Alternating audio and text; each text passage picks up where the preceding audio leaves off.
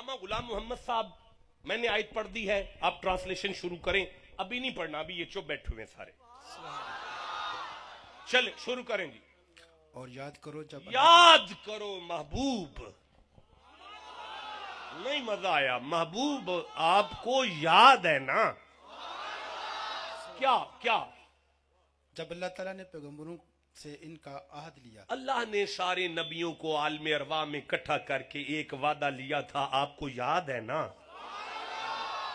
پتہ چلا اللہ وعدہ لے رہا تھا, نبی وعدہ دے رہے تھے, محمد صدارت کی کرسی پر بیٹھے ہوئے تھے.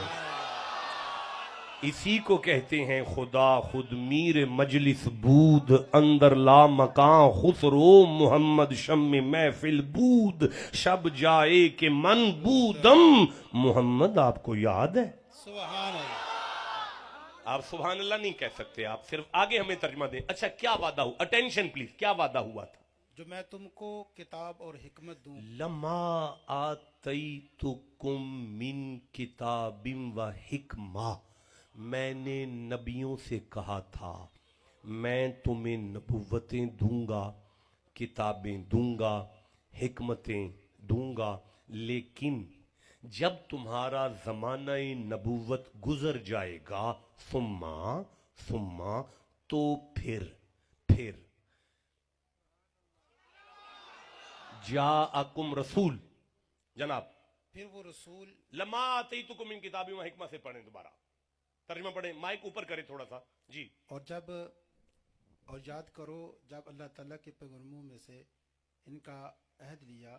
لما آتیتکم من کتاب و حکمہ, یہاں سے جناب. جو میں تم کو کتاب اور حکمت دوں. جب میں تمہیں نبوت, کتاب اور حکمت دے لوں گا نا, پھر یہ پھر ذرا اونچی سے کہیں, پھر تشریف لائے. پھر محمد آئیں گے, پھر بعد میں. یہ جتنے تیری خیر ہوئے, اللہ تیری عمر دراز کرے, تیری ساری فیملی مدینے چلے جائے. سبحان اللہ. یہ جتنے فتنے اٹھ رہے ہیں اسلام کے اندر, اسی لیے اٹھ رہے ہیں کہ قرآن منبر پر نہیں ہے. اوے منبر قرآن سے خالی ہے. اگر منبر پر قرآن ہوتا تو وہ بے غیرت کانا نبوت کا دعویٰ کیا, اس کی بے حیا ماں نے کہنا سی بے غیرتا بیٹھ جا, نبوت کا دعویٰ نہ کرنا. میں نے قرآن سنا ہے, اس نے ابھی پہلا بھیجا نہیں تھا, آخری کا اعلان پہلے کیا تھا.